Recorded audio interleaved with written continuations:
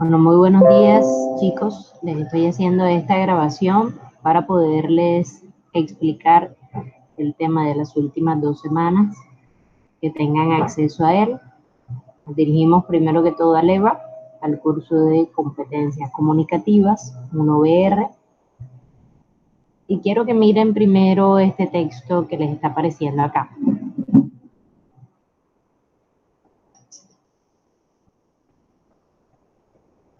Como ven, dicen consejos para cuidar de nuestra salud mental durante el aislamiento por la crisis del coronavirus.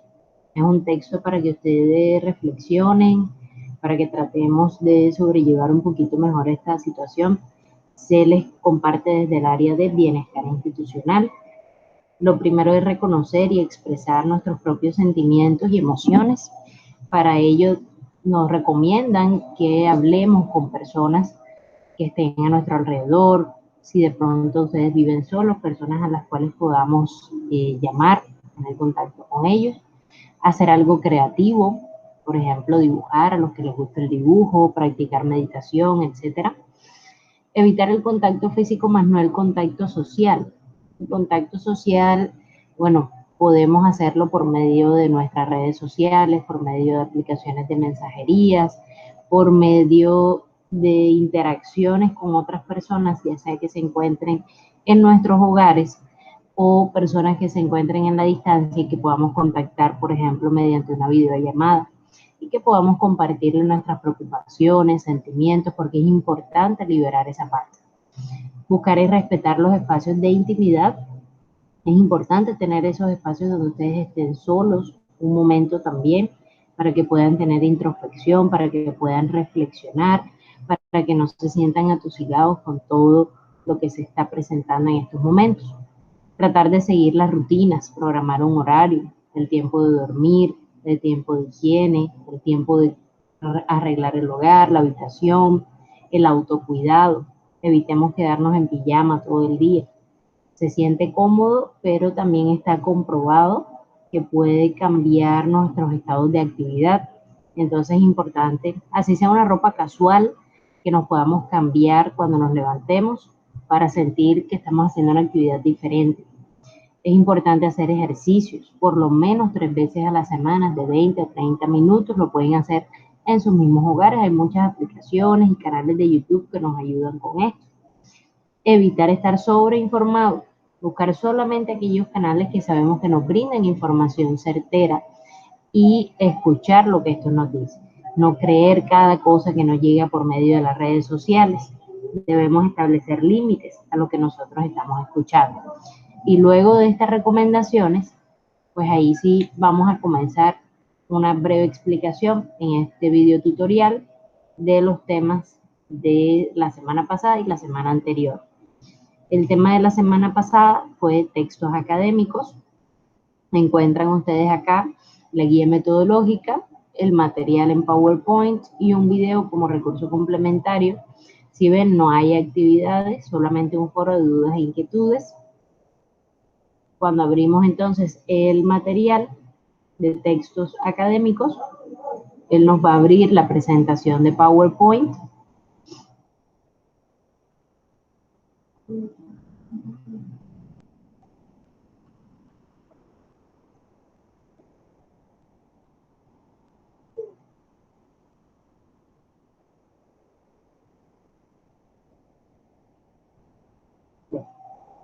Voy a tocar los aspectos más importantes porque hay otros puntos que son más de lectura. Bueno, primero que todo, la parte conceptual del texto académico, que es la unidad discursiva para abordar o profundizar una temática de una manera algo particular.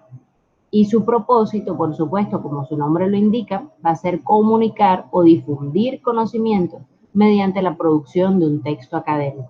¿Qué características va a tener? Pues debe ser pertinente, preciso, pragmático. Cuando hablamos de el pragma, es que sigue un orden o sigue una programación. Y debe ser perspicaz, es decir, analizar con agudeza y profundidad. ¿Qué estructura debe tener el texto académico? Pues siempre debe constar de una introducción, un núcleo que también se le llama desarrollo o argumentación, debe tener el cierre y se le va a anexar siempre la bibliografía y algunos materiales que consideremos nosotros importantes. El proceso para la redacción de estos textos académicos va a constar de varias fases. Primero que todo, el tratamiento de la información, donde debemos leer de diferentes fuentes, delimitar el tema, es decir, vamos a establecer el título como tal de nuestro trabajo, seleccionamos la información que sea pertinente para el trabajo que estemos haciendo y sólida, organizamos las ideas. Es recomendable hacer esquemas mentales, mapas conceptuales que nos ayuden a centrar el trabajo. Elaboramos un borrador, que es la redacción inicial que vamos a hacer, donde probablemente van a haber errores o cosas que vamos a cambiar. Y por último, una revisión y corrección final. Los tipos de textos académicos que podemos encontrar están el ensayo, el informe, artículos científicos, las monografías, la tesina y la tesis. Como en nuestro país lo que utilizamos es la tesis, pues no vamos a estar abordando el día de hoy la tesina, sino solamente vamos a llegar a tesis. Partamos del ensayo. El ensayo es el que ustedes mayormente conocen y han realizado durante su formación. Ya saben que deben desarrollar un tema de acuerdo a sus conocimientos. Es importante que al ensayo se les respeten las partes del mismo y que tenga siempre esa valoración crítica. En el ensayo se debe, miren aquí, aportar el punto de vista de quien lo escribe. A veces escribimos un ensayo, pero nunca decimos nuestra opinión. Todo el tiempo estuvimos copiando y pegando información de otros autores, hasta lo llegamos a citar, pero nunca decimos nuestra información. Es importante que ese análisis crítico que nosotros le vamos a dar esté presente en ese ensayo, que puede aparecer de una forma libre. La idea del ensayo es persuadir a la otra persona o a los lectores a que compartan nuestra opinión o nuestro punto de vista. La estructura, como todos saben, lleva una introducción, un desarrollo o cuerpo y las conclusiones, donde debemos partir de esas ideas críticas para nosotros o esa evaluación que nosotros estamos haciendo de la lectura.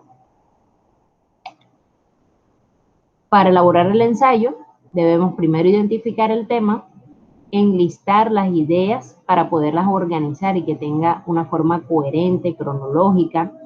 Y nosotros finalmente comenzamos entonces con el tema de la redacción. Esa redacción, por supuesto, el primer borrador. Después pasamos a examinar qué errores o qué cosas quiero yo cambiar de ese borrador, las corrijo y entonces hago la redacción final o el informe final. Acá tienen un ejemplo de un ensayo. Es importante para ustedes hacer estas lecturas de estos ejemplos para que les ayuden a visualizar cómo lo están haciendo ustedes y cómo se sugiere que lo hagan. Luego pasamos al tema del informe. El informe es un texto de carácter expositivo que se va a presentar de forma ordenada, los datos. Esos datos van a corresponder ya sea a una persona o a un asunto en particular que yo quiera explicar en mi informe o que se me esté solicitando. Los informes deben ser cortos, ¿ya? Son más ejecutivos, pero es muy importante que en esa información que yo estoy brindando yo sea muy conciso. Así que solamente voy a colocar lo necesario, no voy a ahondar en tanta información o en tanta argumentación. Es importante que no haya redundancias, que no sea sermonioso ni discursivo, sino que aterrice, que vaya al grano de la información que yo necesito brindar. Por supuesto que sea algo muy ordenado, que sea capaz de entenderse, que puedo emplear recursos para enriquecer el informe. ¿Qué elementos puede contener un informe? Pues este puede contener portada, el abstract, que es como el resumen que se realiza de lo que va a abordar el trabajo o el informe, el índice, introducción, el cuerpo, que es el desarrollo, como ya hemos visto, las conclusiones. Acá pueden venir apéndices y nomenclaturas, notas o referencias y la bibliografía. Encontramos diversos tipos de informes, como el informe expositivo, donde se exponen hechos. Estos hechos tienen que ir en forma ordenada de acuerdo al objetivo que se nos ha planteado. Se debe tener una postura analítica. Esto debe ser mucho más formal, más conciso, tiene un tono narrativo y descriptivo. Aquí tenemos, por ejemplo, cuando hacemos un informe sobre un proceso de investigación de mercados, donde estamos narrando todos los hechos que ocurrieron durante la investigación, ese es un informe expositivo. Está el informe interpretativo, donde vamos a analizar, interpretar hechos y situaciones. Aquí se va a incluir datos, recomendaciones, conclusiones. Este va a ser más analítico y más documentado. Cuando hablamos, por ejemplo, sobre cambios en el proceso de fabricación de los automóviles, donde tenemos que analizar cifras y dar detalles de los cambios que se están realizando en el proceso productivo. El informe es demostrativo, y si es parte de una tesis, es necesario establecer una distancia entre los hechos y los comentarios. Es importante, súper importante, presentar todos los pasos que nos avalan las principales proposiciones del documento. Tiene que ser más formal, más argumentativo. Por ejemplo, un informe donde yo diga que voy a hablar sobre el marketing social y voy a demostrar sucesos o eventos que han influido en este tema o en el marketing social y su desarrollo. Cuando hablamos del artículo científico, que es un tema que se aborda mucho hoy en día, ya incluso para estudiantes universitarios, donde se trata que al finalizar su formación sean capaces de redactar este tipo de artículos, es también un trabajo muy breve. Ustedes van a poder buscar ejemplos de estos artículos científicos. Se publican en revistas especializadas que tienen que estar avaladas y estas revistas van a indagar que eso que estás publicando sea cierto. En muchas ocasiones los artículos científicos son, bueno, a veces se sacan o se extraen de las tesis que ya nosotros hemos realizado. Por ejemplo, de la tesis que yo hago para mi pregrado de ingeniería o la tesis que realicé para mi posgrado de neurociencia, con base a toda la información que investigas, tú sacas como lo más importante para elaborar un artículo que resuma lo que tú investigaste o que contraste las hipótesis. Entonces, estos textos son más de carácter académico, por eso es que las revistas donde ellos se publican son especializadas. Tenemos, por ejemplo, aquí las características que debe llevar, donde está el resumen, introducción, bibliografía, aquí es trascendental, los métodos que se emplearon, porque estos informes que se sacan para los artículos científicos se deben contrastar con el método científico, por eso es que se extraen de las tesis, la discusión o el debate y los resultados. Acá se les va explicando cada uno de los puntos que lleva el resumen, que lleva la introducción, la bibliografía, los métodos materiales, la discusión y resultados. Tenemos las características específicas, la estructura, la monografía. En esta parte estructural, vamos a ver acá, los datos preliminares, datos centrales, datos finales, todo esto hace parte del mismo texto académico. Pasos para hacer una monografía. Muchos de estos son similares. Aquí pueden encontrar muchos ejemplos en la página monografías.com. Se le debe elegir el tema a tratar. El tema a tratar es importante que tengan ustedes suficiente información sobre la cual indagar, recortar ese tema, buscar la información con la que se cuenta, lo más importante. Es importante realizar un fichaje, que es una técnica que se utiliza por los investigadores, donde se recolecta y almacena información. Son una especie de fichas. En cada una se va a colocar una información primordial. Pueden ser fichas de resumen, que contienen un resumen de un libro, de un capítulo, fichas de síntesis, que tienen una síntesis de un libro completo, las de citas, que contienen información o afirmaciones textuales, y las personales, que contienen una idea que se nos ocurrió y que queremos conservar. El esbozo del esquema. Antes de comenzar a redactar el informe, se debe bosquejar el esquema general del mismo, indicando el camino que se transmitirá desde la introducción hasta la conclusión. Es importante que se asemeje el informe final a lo que será el índice. En él se deben indicar cuáles son las partes, los capítulos, qué secciones van a conformar ese informe. Se hace la primera redacción. Miren que en todos estos hay un punto en común, y ese punto en común precisamente es que voy a hacer un borrador. Nunca debo lanzarme a escribir y publicar y listo, sino que siempre voy a analizar ese primer borrador, esos primeros momentos en que yo estoy escribiendo y que posteriormente seguramente querré cambiar muchas ideas. La redacción definitiva y presentación. Cuando hablamos de la tesis, Pues todos ustedes como conocen qué es la tesis, que se considera una afirmación que se deriva de una hipótesis. Esa hipótesis es lo primero que nosotros nos planteamos cuando estamos haciendo nuestro trabajo investigativo. La estructura de la tesis, bueno, la tesis aquí lo tienen enumerado, va a contar con una portada, índice, planteamiento del problema, metodología, pasamos a los recursos y cronogramas, fuentes de información y por último se le colocan los anexos. Acá nos mencionan qué es lo que se incluye en cada uno de estos pasos, por ejemplo en la portada, que a veces no sabemos qué incluir, debe ir el logo de la institución, la facultad y la escuela, el título del proyecto, los autores y el lugar y la fecha que se coloca en la parte inferior. Pasamos entonces, cuando hablamos del planteamiento del problema, se debe desarrollar la realidad problemática, se debe formular y se colocan los objetivos de la investigación. Se sigue con la justificación, las limitaciones y analizamos la viabilidad del estudio. Cuando hablamos del marco teórico, es esos antecedentes que hay, cuáles son los conceptos que se han establecido alrededor de ese tema, qué hipótesis se han formulado de las mismas y las bases teóricas como tal del tema que yo estoy investigando. En los antecedentes de la investigación, nosotros buscamos de ese mismo tema que se ha estudiado, que se ha investigado en otras instituciones, las bases teóricas para describir y plantear los diferentes autores que han indagado acerca del tema que estamos investigando. Se buscan las definiciones conceptuales, conceptos que son necesarios dejar claros cuando estamos realizando este tipo de trabajo.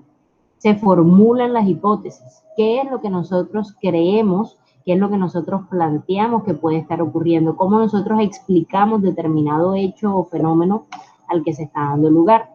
Luego viene la metodología, se hace el diseño metodológico, que es el plan de cómo voy yo a recoger los datos, cómo los voy a analizar, cómo los voy a procesar. La población y muestra, debo tomar una muestra representativa para yo poder estudiar. Se operacionalizan las variables, es decir, se establecen los procedimientos mediante los cuales yo voy a obtener los datos que me van a permitir a mí decir si mi hipótesis inicial era cierta o era falsa. Están las técnicas de recolección de datos, que son las que me van a permitir a mí obtener esa información, como por ejemplo las encuestas, los grupos focales, todos aquellos datos cualitativos y cuantitativos que yo puedo obtener de mi consumidor o cliente. Luego voy a procesar esa información, usualmente se hace ordenando los datos o aplicando métodos que ya nos permiten incluso con carácter digital obtener las estadísticas de análisis. Los aspectos éticos, que en toda publicación se deben considerar los principios jurídicos y éticos.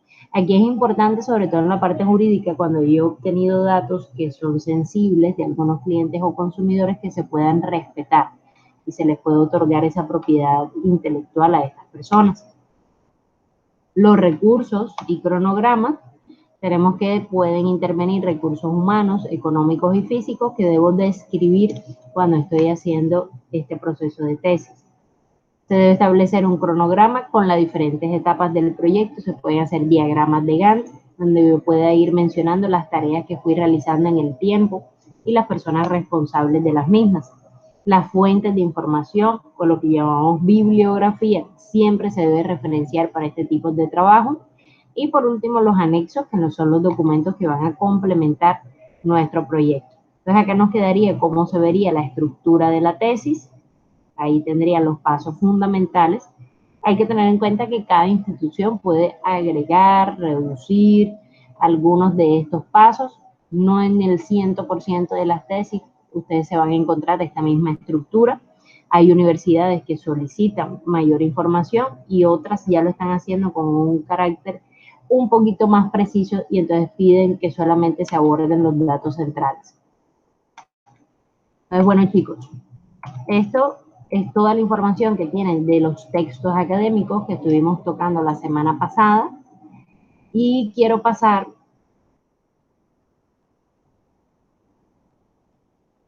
al de esta semana. En esta semana encuentran ustedes varios materiales. Aquí sí hay una actividad que ahora voy a proceder a explicarles. Lo primero es cómo se leen los textos discontinuos.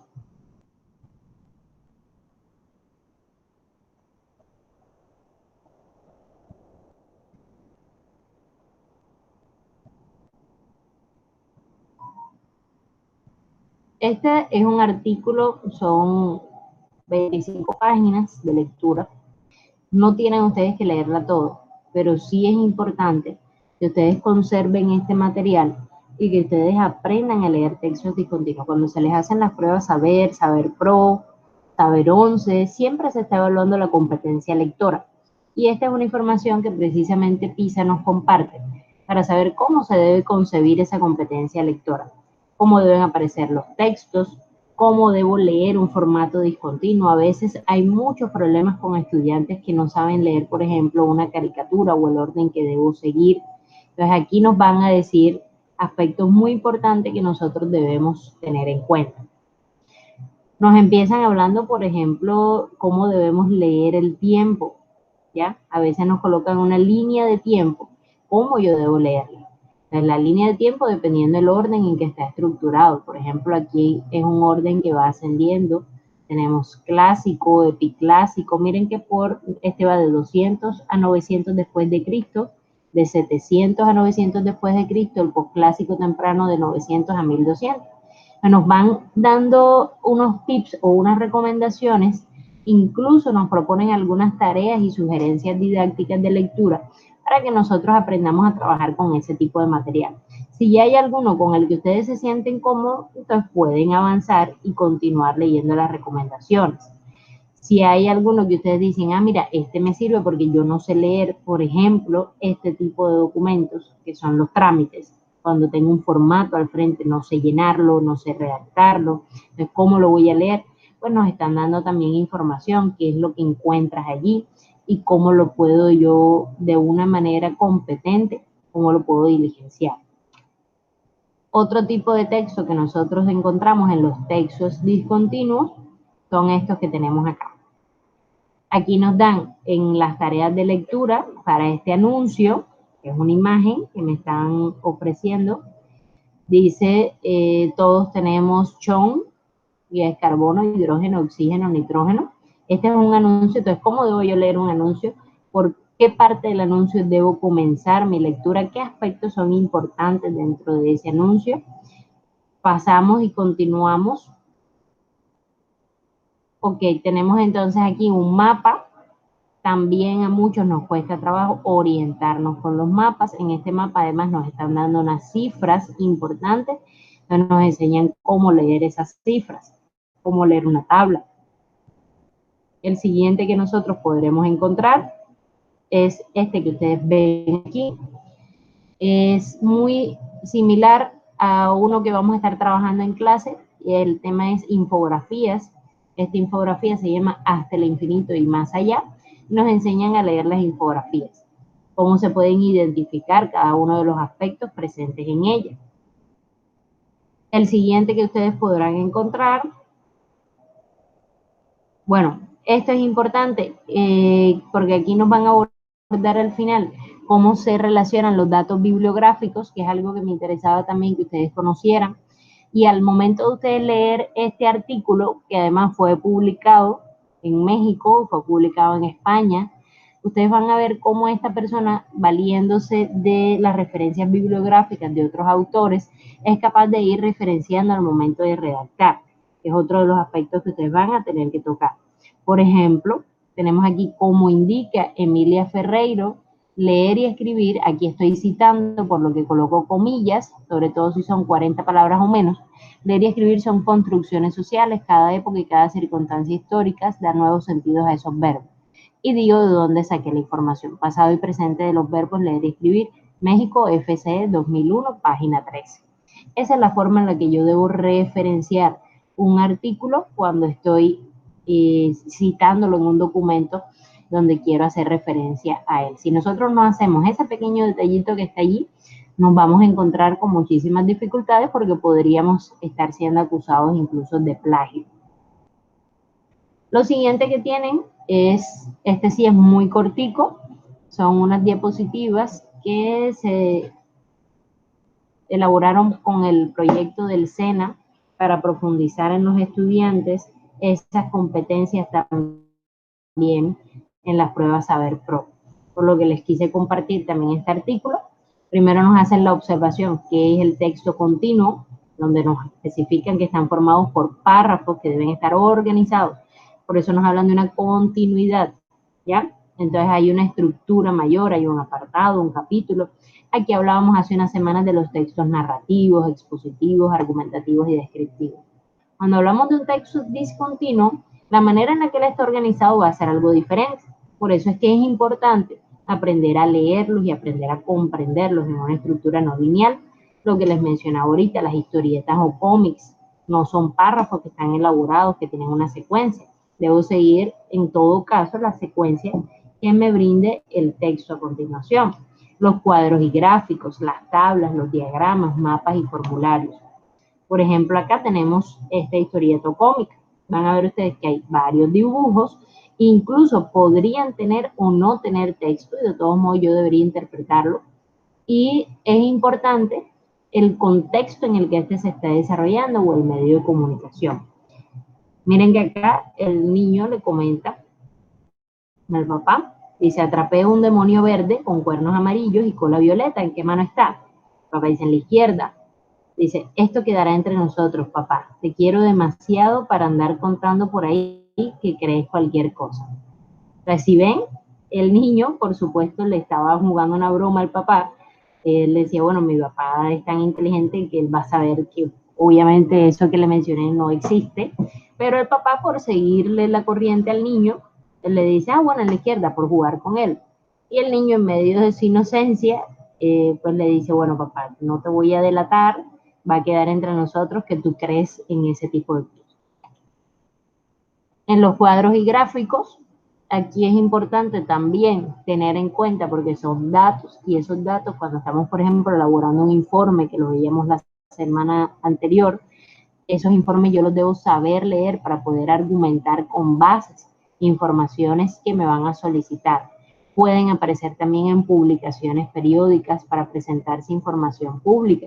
Por ejemplo, si vamos a leer esta gráfica circular, me dicen 71% a esta partecita roja, 29% a la parte verde. Y esto es lo que conforma precisamente el planeta Tierra. El 71% del planeta Tierra son océanos y el 29% del planeta son tierras emergentes. Ahora, si vamos a leer los índices de pobreza en este gráfico de barras, nos va a aparecer de 0 a 50% en este caso, y por años 2004, 2005 hasta el año 2010.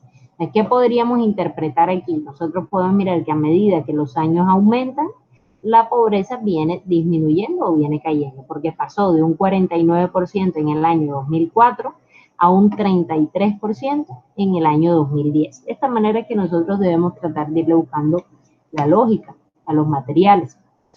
Las tablas, que son cuadros en los que vamos a organizarlos por filas y columnas, van a haber unas entradas o van a haber unas informaciones que nosotros podemos encontrar. Tenemos acá, por ejemplo, las clasificaciones en primera fase, estamos hablando del fútbol, y tenemos para grupo A y grupo B, y aquí nos van a decir entonces cuáles son los equipos, y nos van a presentar entonces para cada uno de esos grupos cómo quedó la clasificación. Cuando hablamos de los diagramas, estos van a acompañarse siempre o generalmente de una descripción más técnica. En esta descripción más técnica podemos encontrar, por ejemplo, acá nos sale un computador, pero nos están apareciendo unas características de cómo funciona el sistema análogo para ese computador, cómo funciona la cámara web, dónde debe ir la conectividad, qué hace parte del video, qué hace parte de la tarjeta, etc. Entonces va a haber una descripción técnica unida a unas imágenes que son las que van a ser parte de ese eje central de la información. Están los mapas. En los mapas es importante porque la información viene relacionada por áreas geográficas.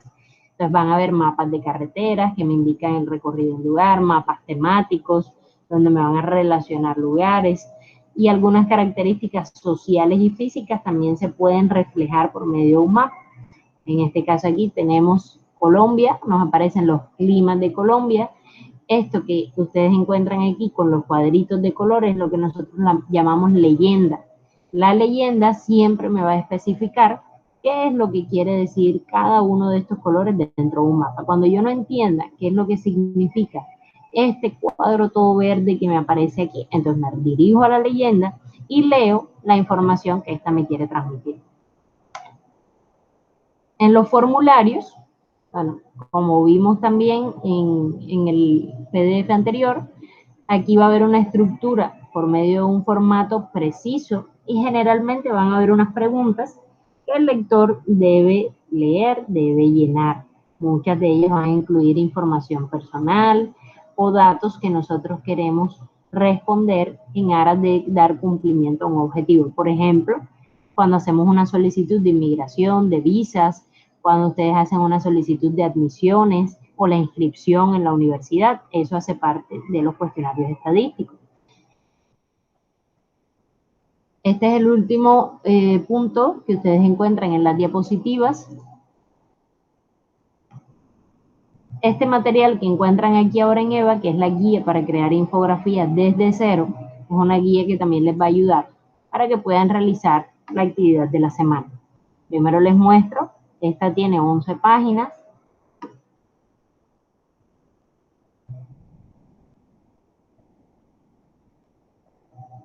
¿Qué van a encontrar en ella? ¿Qué es una infografía y cuáles son sus beneficios? Los tipos de infografía que pueden ser para presentar proyectos publicitarias, corporativas, didácticas e informativas. ¿Qué elementos deben incluir esas infografías? Etapas y herramientas para crearlas, estrategias para promocionarlas y un repaso final. Ustedes, la recomendación es que lean esta información que está acá para que puedan desarrollar la actividad que se les va a pedir esta semana. Y me interesa mucho esta parte, que son las herramientas para diseñar infografías. ¿Por qué? Porque en la actividad de la semana se les va a permitir que ustedes en grupo realicen una infografía. Entonces, ¿qué nos están recomendando aquí? Herramientas o aplicaciones que nos van a servir para crear infografías. Muchas de ellas que ya van a tener unas plantillas preelaboradas en las cuales ustedes solamente van a tener que cambiar los datos, pero el resto ya va a estar creado.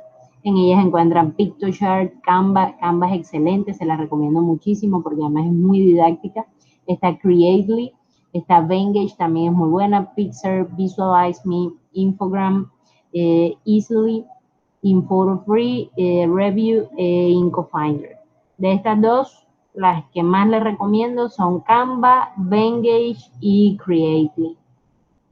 Las estrategias para promocionar las infografías, bueno, esta parte de momento no es tan importante, pero sí les va a servir a ustedes. Entonces, yo fundamentalmente les recomiendo que se me lean hasta esta página de aquí, que miren que es la página 8, porque ahí van ustedes a ir viendo cómo deben ir elaborando en el grupo de trabajo. Es más, cada uno puede irse encargando de un punto diferente, uno puede buscar el tema, otro va a decir, bueno, ya mire todas las herramientas, esta me parece la mejor, otro va a ir haciendo el boceto de lo que quieren plasmar, y así cada uno va aportando y va añadiendo su granito de arena.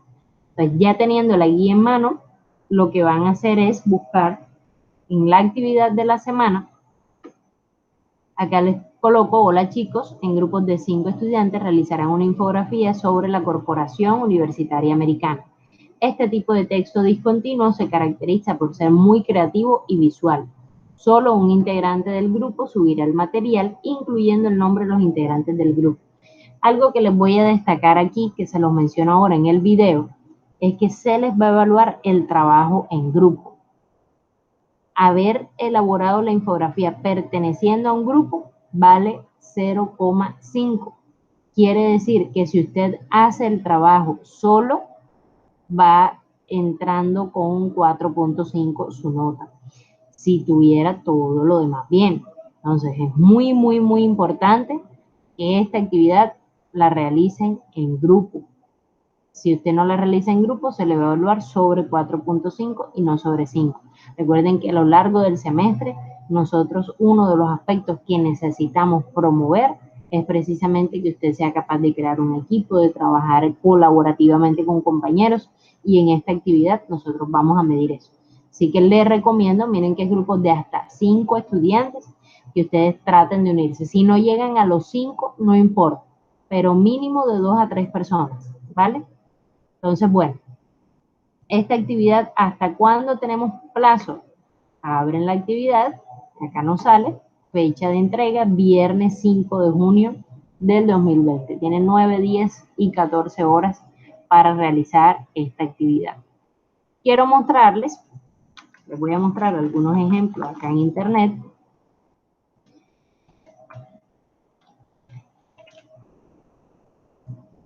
Vamos a ver si nos sale alguno que sea específico. Bueno, una infografía básicamente es este material gráfico, ¿cierto? Les quería mostrar alguno que tuviera una información corporativa. Ok, bueno, miren, aquí hay uno de BBVA. Básicamente BBVA mostrando el avance que ha tenido. Vamos a ver si nos carga más grande.